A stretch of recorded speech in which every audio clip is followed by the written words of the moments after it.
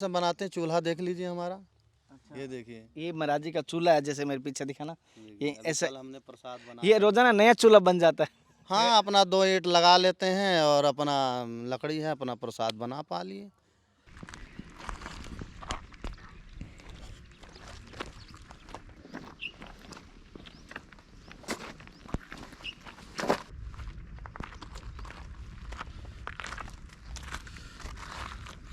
नमस्कार दोस्तों, जनता की आवाज़ में आप सभी का स्वागत करता हूं। मैं कन्हैया शर्मा।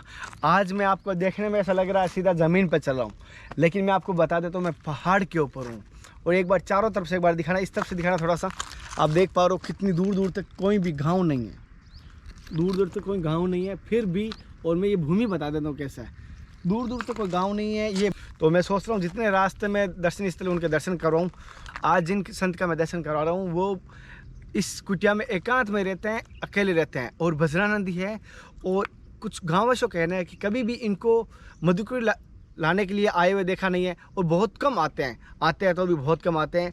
तो इनसे हम सत्संग लेंगे और आपको किस प्रकार की लगे सत्संग और इनका दर्शन करवाता हूँ।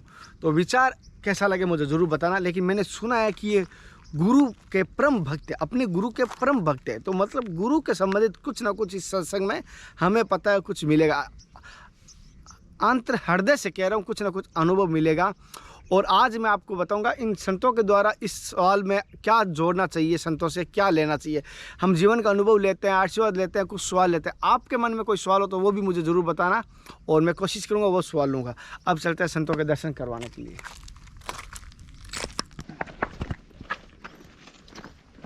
सुंदर, हाँ, जय हो, जय जय। तो जैसे हम अपने से कहें कि हम आए अब भगवत मार्ग में, तो एक प्रकार से अपमान होगा शब्द का, है ना। इसमें तो हम यही समझते हैं कि हरि गुरु की बड़ी विशेष कृपा थी और कुछ अपना प्रयास था और राधा रानी कृपा से। और वास्तव में ये हमें 100% विश्वास है कि इस संसार में कुछ भी दुर्लभ नहीं है। हाँ जी, दुर्लभ कुछ भी नहीं है। तो महाराज जी आप संपन्न घर से थे? हाँ, राधा रानी कृपा से सब कुछ है हमारे, सब कुछ आज भी हमको लोग बुलाते हैं, अगर आज भी जाएं तो सब कुछ है। भाई बहन सब? हाँ, सब पर यही है कि राधा रानी कृपा से हमारी माँ बचपन में, हाँ, ठाकुर जी को ब्रह्मलीन हो गई। और वास्तविक माना जाए तो सच्चा माना जाए उसी समय हमको वैराग्य भी हो गया। बाल्य उस समय हाँ छोटे से हाँ हाँ, असली बात है। तो कुछ यदि हमारे द्वारा आप जिज्ञासा कर रहे हैं तो हमको बचपन में जब हमारी माँ हुई तो हमने सोचा जब हमारी माँ नहीं तो संसार में कुछ नहीं, माँ से बड़ा प्रेम कुछ होता भी नहीं है। तो फिर सदगुरु के चरण शरण में लगे और राधा रानी की कृपा, अपना फिर श्री वृद्धाम का निवास है। और महाराज जी जैसे आप बाल्यावस्था से सन्यासी है और आज तक यहाँ तक है, तो आपके जीवन का इस कैसा अनुभव रहा सन्यासी में, किस प्रकार का? देखिए, हम यदि हमारा ध्येय क्या है, जैसे हम मान लीजिए बाबा जी हुए तो हमारा ध्येय है हरि चरणों की प्राप्ति। और हमारा कर्म क्या है, हम अपने कर्तव्य में लगे रहें और हरि के चरणों में विश्वास रखें, सेवा भजन में लगे रहें, हरि चरणों में विश्वास रखें। आनंद है, ऐसी कोई बात नहीं है। और राधा रानी कृपा से सब कुछ प्राप्त होता है। कभी आपको राधा रानी के कभी दर्शन हुए? देखिए, राधा रानी तो श्री कृष्ण एक ही हैं। दोनों में से किसी का दर्शन? अपना दर्शन के लिए ऐसे हमारे यहाँ संत समाज में बताते हैं, सब गुप्त बातें होती हैं, पर अपने श्री बांके बिहारी लाल जी हैं, राधा रानी कृपा से जो भी है कुछ कभी कभी, हाँ, कभी अनुभव करवा देते हैं। तो महाराज जी जैसे कि अगर मैं कोई गृहस्थी त्यागना चाहूँ या कोई भाई त्यागना चाहता है, अगर उनके बच्चे हैं, अगर गृहस्थी में जीवन में फंस चुका है, अगर अब वो सन्यासी जीवन में आना चाहता है, तो क्या उसमें पाप का भागीदार रहता है क्या?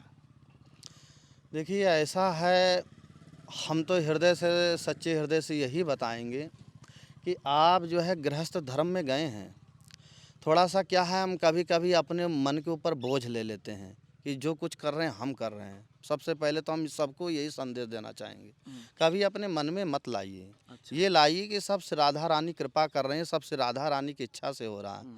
ये इस बात को कोई नहीं बताएगा, हम सत्य बता रहे हैं। सत्य है। हाँ, हम क्या हैं, कुछ नहीं हैं, जो कुछ है राधा रानी। और एक बात ध्यान दीजिए, हम कहीं भी रहेंगे हमको कर्म करना पड़ेगा। हाँ जी, 100%। आप सद्गुरु के चरण में वास्तव में गुरु के लाल हैं तो आप समर्पण होना पड़ेगा, वहाँ भी सेवा करनी पड़ेगी। तो आप गृहस्थ में हैं, ऐसी कोई बात नहीं है। आप जो है जहाँ गुरु मन भाए वहाँ आप दीक्षित ले सकते हैं और गुरु का जो है सेवा भजन करिए और कर्तव्य का पालन करिए, गृहस्थ का निर्वाह करिए। और जब राधा रानी कृपा करती है तो अपने आप छूट जाता है, हमें छोड़ना नहीं पड़ता है। अच्छा हाँ महाराज जी, जैसे कि आज के टाइम में संत तो कह नहीं सकता, माफ़ी चाहूँगा गलती हो जाए तो। जी। एक तरफ तो बड़े बड़े आश्रम में संत हैं, जहाँ पर बड़े बड़े संत हैं तो बड़े बड़े कार्य होते हैं, क्योंकि एक छोटी सी गस्ती से छोड़ के बड़ी गस्ती दिखाई देती है वहाँ पर, कि वहाँ ऐसा लगी हुई है, गाड़ियाँ लगी हुई है। एक तरफ देख रहा हूँ आपकी तरफ से छोटी सी कच्ची कुटिया है, एक छोटी सी, और ये झाड़ियों के बीच में आप अपना जीवन व्यतीत कर रहे हैं, भजन कर रहे हैं। तो मतलब लोगों में ये आज के टाइम में लोगों में ये हो कि हम दीक्षा लें तो कहाँ लें और कैसे लें। श्री राधा रानी कृपा से अपने आत्म कल्याण के लिए जब हम श्री राधा रानी से प्रार्थना करते हैं तो कहीं ना कहीं वो प्रेरणा देती हैं और अवश्य ही वो हरि ही गुरु के रूप में कहीं ना कहीं मिलते हैं। और जब आपके जीवन में आनंद आने लगेगा और गुरु का जो है यानी का प्रेम भाव उमड़ने लगेगा तो अपने आप जो है आप गुरु को बनाना नहीं पड़ता है। गुरु अपना आप तलाश हाँ, करेगा। गुरु अपने आप तलाश भी लेता है, अपने आप गुरु के प्रति चरणों में समर्पण भी हो जाओगे। मतलब सबसे पहले पात्रता बना ले हम। हाँ, 25% ऐसे ही होंगे जो नहीं समझ पाते हैं, नहीं तो 75% आपसे ज़्यादा गुरु को ललक होती है। सत्य। हाँ, आपसे कई गुना गुरु को ललक होती है।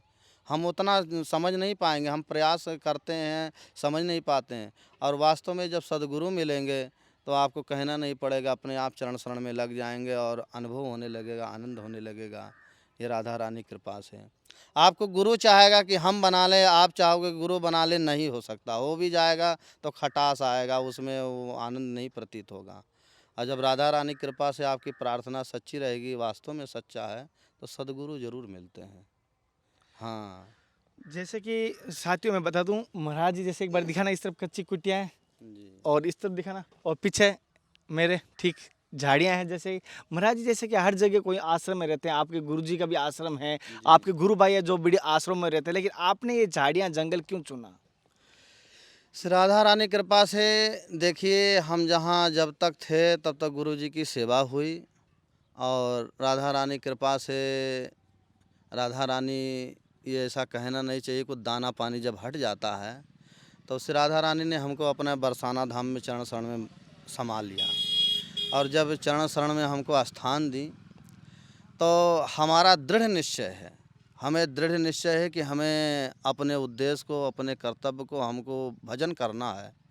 और भजन किसी भी परिस्थिति में हो सकती है, आप चाहे महल में करें, चाहे कुटिया में करें, कहीं भी यदि आपके अंदर प्रेम है तो भजन राधा रानी का अवश्य होगा। और वास्तव में माना जाए तो ये 100% है, महापुरुषों का भी कथन है, विलासिता में भजन नहीं होता है। ज़्यादा आपके पास संपत्ति आएगी, इंद्रियां को सुख मिलेगा, तो उसमें भजन हरि चरणों में उतना चिंतन नहीं होता है। अच्छा अच्छा। हाँ, ये भागवत, हम श्री राधा रानी कृपा से भागवत भी पढ़े हैं।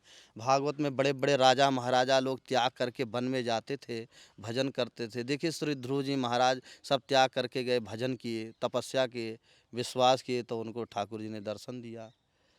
तो कुछ इंद्रियां को, मन को तपाना भी चाहिए।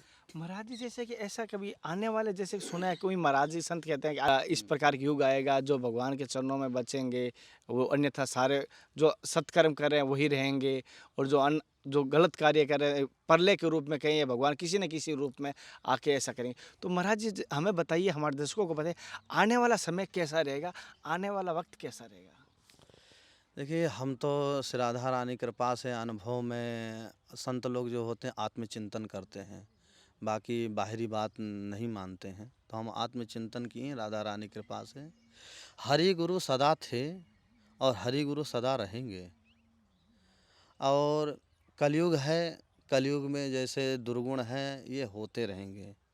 अपना कलयुग युग का स्वभाव है, युग का गुण कर्म है। बाकी ऐसी बात नहीं, हरि गुरु कृपा बरसेगी और आत्म कल्याण वाले भक्तों को ऐसी बात नहीं, सदैव ठाकुर जी रक्षा करेंगे, ऐसी बात नहीं है, ये अनुभव की बात है। जैसे कि महाराज जी ने बताया जीवन का अनुभव, और महाराज जी ने जैसे अपने बारे में बताया, और मैं बता देता हूँ।